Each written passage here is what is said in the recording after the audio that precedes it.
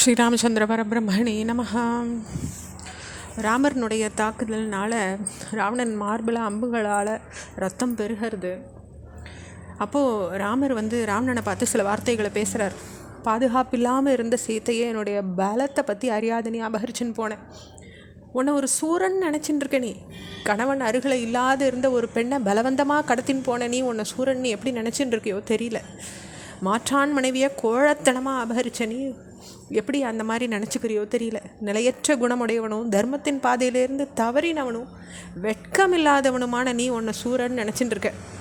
திருட்டுத்தனமாக சீத்தையை அபகரிச்சின்னு போன போது யாருக்குமே ஏற்படக்கூடிய கூச்சம் உன்னை தடுத்து நிறுத்தலைன்றது ஒரு பெரிய விந்தை தான். என் கண்ணு எதிரில் அந்த காரியத்தை நீ செஞ்சுருந்தேன்னாக்கா அப்பயே கரண் போன இடத்துக்கு உன்னையும் நான் அனுப்பியிருப்பேன். உன்னுடைய செயலை நான் இல்லாதப்ப நீ நடத்தியிருக்க. அந்த தீச்செயலின் பயனை இன்றைக்கி நீ அனுபவிப்பேன். உன்னை நான் மேலுலகத்துக்கு அனுப்புகிறேன். ஒளி வீசுகிற குண்டலங்களோடு காட்சி அளிக்கிற உன்னுடைய தலையை நான் அறுத்து தள்ளுற போது அந்த தலை பூமியில் புரள மாம்சம் தின்ற மிருகங்களும் பறவைகளும் அந்த நாலா பக்கமும் இழுத்துன்னு போகட்டும். பல ஆபரணங்கள் தாங்கிய உன்னுடைய மார்பு அன்புனால் பிளக்கப்பட்டு தரையில் கிடத்தப்படும் பொழுது கழுகுகளும் பறவைகளும் அதை கொத்தி அங்கே பெருகி வர ரத்தத்தை பருகட்டும். பாம்பினுடைய உடல்லேருந்து மாம்சத்தை பிடுங்கிறது போல் உன் உடல்லேருந்து பறவைகள் மாம்சத்தை பிடுங்கி தின்னட்டும் அப்படின்னு சொல்லி ராமர் ராவணன் மேலே அம்பு மழையை பொழிய தொடங்குறார். ராமர் பொழிஞ்ச அம்பு மழையும் வானரர்கள் வீசின பாறைகளும் ராவணனை தாக்க ஆரம்பிக்கிறது. அவர் செய்ய தெரியாமல் ராவணன் திகைக்கிறார். ராமரின் தாக்குதலை எதிர்கொள்கிற வகையில் யுத்தம் புரிய முடியாமல் ராவணன் மனக்குழப்பத்தில் ஆழ்ந்து பார்த்ததை அவனுடைய தேரோட்டி தேரை யுத்த களத்திலேருந்து திருப்பி வேறு பக்கமாக ஓட்ட ஆரம்பிக்கிறார். இப்படியே தன்னை யுத்தகலத்துலேருந்து விளக்கின தேரோட்டியின் செயல் ராவணனுக்கு ரொம்ப கோபத்தை ஏற்படுத்துறது. சிவந்த கண்களோடு அந்த தேரோட்டியை பார்த்து என்னை சக்தியற்றவனும் வீரமற்றவனும் ஆண்மையற்றவனும் கோழன்னு நினச்சிட்டேல்ல, அற்பமதி படைச்சவன் நீ முடிவு பண்ணிட்டேல்ல, ஆயுதங்களை ஏவர ஒரு திறமை இல்லாதவன் நினச்சி உன் இஷ்டப்படி தேர ஓட்ட துணிஞ்சிட்ட தீயவனே கேட்டுக்கோன்னு சொல்கிறார். என்னுடைய விருப்பம் என்னான்றத அறிஞ்சு கொள்ள முயற்சி பண்ணாமல் எதிரியின் கண்ணெதிரிலேயே யுத்தக்களத்துலேருந்து தேர அப்புறப்படுத்தி என்னை இழிவு செய்ய நீ ஏன் துணிஞ்ச?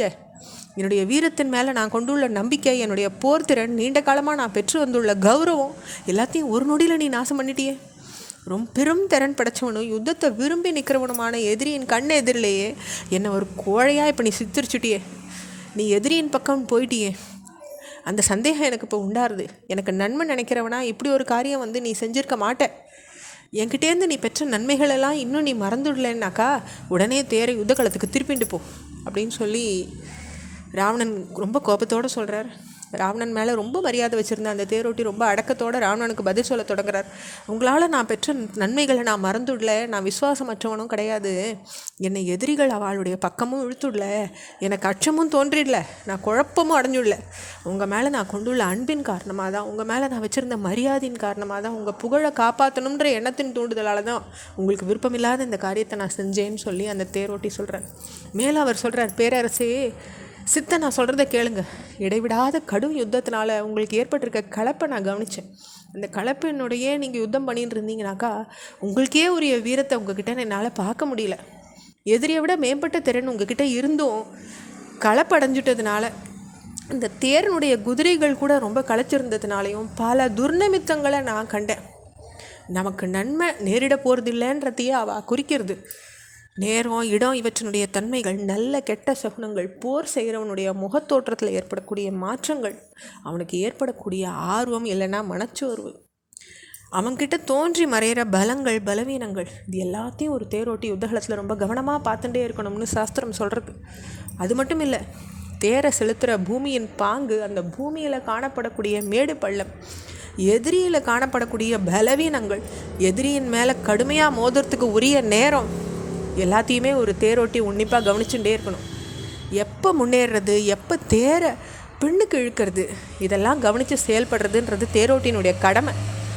உங்கள் கலப்பிலேருந்து நீங்கள் மீடுறதுக்காகவும் தேரை இழுத்துன்னு போகிற குதிரைகளுடைய கலப்பு நீங்கிறதுக்காகவும் தான் தேரை யுத்த களத்துலேருந்து வேறு திசைக்கு நான் திருப்பினேன். மனம் போன போக்கில் நான் செயல்படவே இல்லை. தீர ஆலோசித்து உங்களுக்கு எது நன்மைன்னு தீர்மானித்து தான் அந்த தீர்மானத்தின்படி நான் செயல்பட்டேங்கிறார். இந்த தேரோட்டியினுடைய வார்த்தைகள் மேலும் தொடர்றது நம்ம அடுத்த பகுதியில் பார்க்கலாம். ஸ்ரீராமச்சந்திர பரபிரம்மணே நமஹ.